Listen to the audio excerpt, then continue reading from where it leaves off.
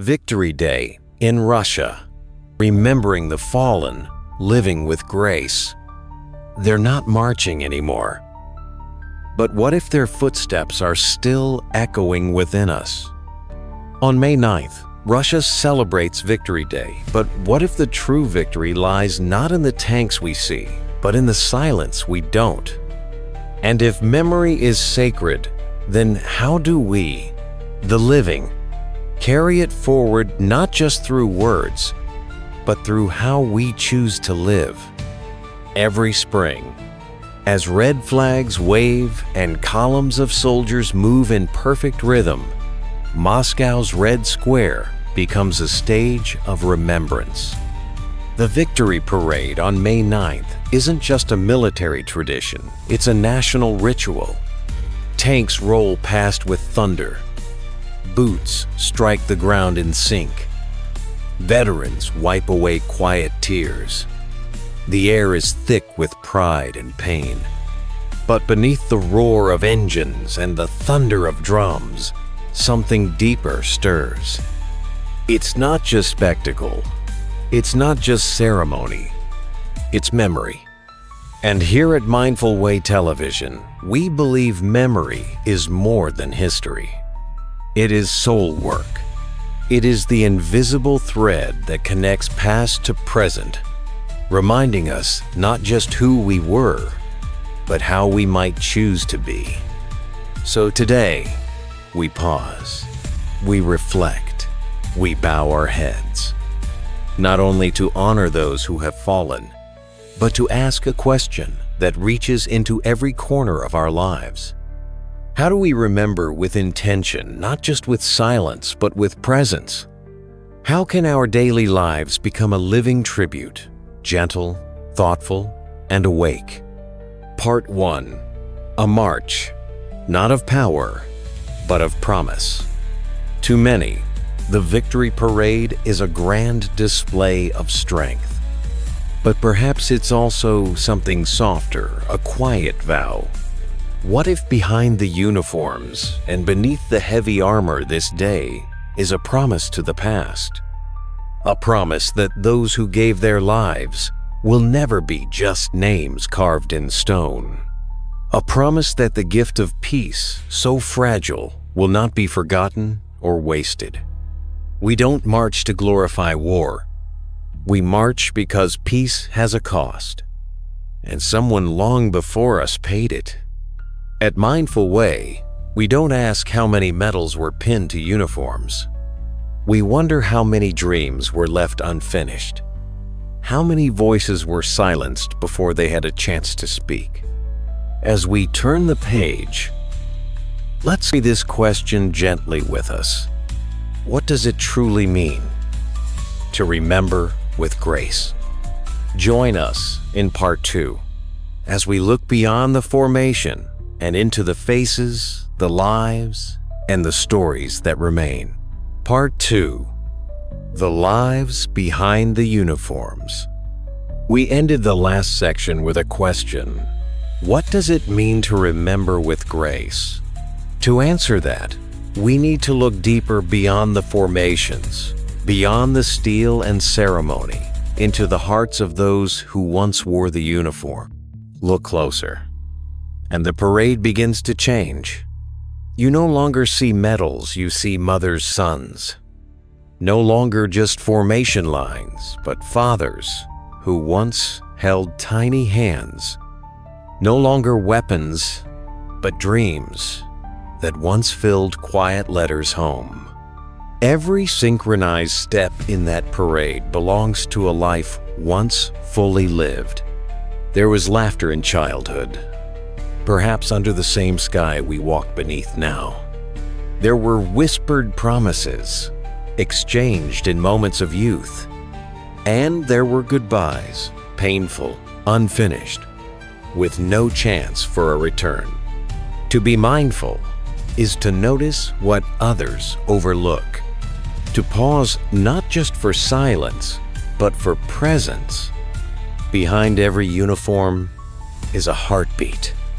Behind every act of history is a story that wanted more time. These men were not just symbols. They were stories full of hope, fear, joy, and love. And those stories deserve more than the applause of a crowd. They deserve our compassion. They deserve our full attention. Part 3. Living in a way that honors the fallen. We've seen the faces behind the uniforms and felt the weight of their untold stories.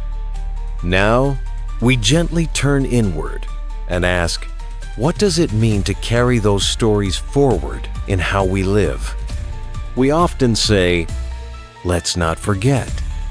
But memory, in the spirit of mindfulness, isn't just about recollection, it's about action. It's not simply what we remember, but how we allow that remembering to shape our daily choices. To truly honor the fallen is not only to attend ceremonies or wave flags. It is to live with intention.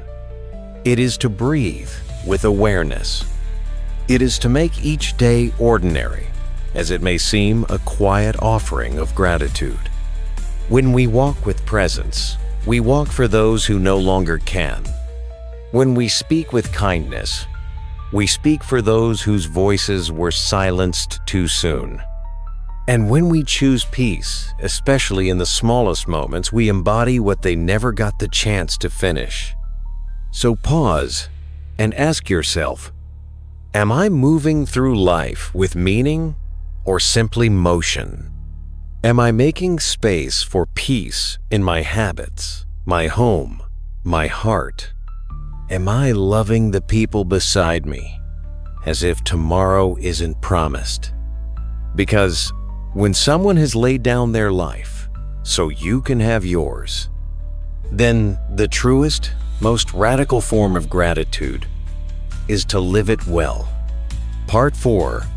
Victory isn't loud, it's quiet. In the last part, we asked what it means to live in a way that honors those who gave everything. Now, we shift our attention to the nature of victory itself, not as something loud and dramatic, but something deeply still. The most thunderous moments in a parade often steal our attention. The roar of engines, the commands shouted in unison, the boots striking pavement in perfect time. But what if true meaning doesn't come with volume?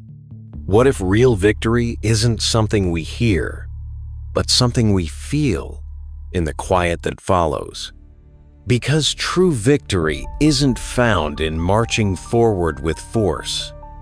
It's found in pausing, standing still, fully present, and choosing wisdom over reaction. It's in choosing not to retaliate with hate, even when it's easy to do so. It's in remembering without bitterness, honoring the pain without becoming it. And it's in holding space for grief, not to bury it, but to let it breathe and transform. At Mindful Way Television, we've learned that stillness is not weakness. It is one of the bravest choices a person can make. Stillness says, I will not be consumed by noise. Stillness says, I will not continue the cycle of harm. Stillness says, I choose peace even when no one else does. As we prepare for the final chapter, we turn to the heart of this journey. What do we do with the life and the peace that others gave up for us? Part 5. From Memorial to Mindfulness. In the moments after the drums go silent, when the flags are gently folded away, and the echo of footsteps has faded into memory, we arrive at the quietest part of all. And yet, it is in that quiet that something sacred begins to emerge. We are left with one enduring question. What will I do with the life I still have? The ceremonies end, but the responsibility begins. To truly honor those who gave up everything is not to carry only their sorrow, but to carry their legacy. And that legacy is not carved in stone. It's written in the way we live, moment by moment. Live with kindness even when the world rushes past you. Love deeply, as if every conversation might be your last. Pause often, not because you are lost, but because you are awake. And in those pauses, something powerful happens. We remember not with words, but with presence. Because when we live with mindfulness, we keep the memory of the fallen alive, not in museums, but in the heart. Let your stillness be a quiet signal to the world. Someone is still remembering. To those who marched before us, who gave their breath so we might still breathe, this is for you. We remember you not just in stone monuments or parades, but in the stillness between heartbeats, in the kindness between strangers, and in the quiet, conscious way we choose to live. May your silence awaken our awareness. May your sacrifice soften our pride. May your legacy become the way we walk, speak, and love. Because remembrance is not an event, it is a way of being. So if this message moved something in you even softly, don't let it end here. Let it ripple forward. Let it show up in how you listen, in how you forgive, in how you pause. Subscribe to Mindful Way Television, ***, where every story is a pause, every pause a reflection, and every reflection a new beginning. Leave us a comment. What part of this story spoke to you most? How do you carry the past into the way you live now? If you know someone carrying silent grief, or someone who still believes memory is sacred, please share this video with them. It might say what words cannot. And if you feel called, we invite you to stay with us for the next story. Because this isn't the end, it's the space between. Until next time, may your days be mindful, your choices meaningful, and your heart ever open.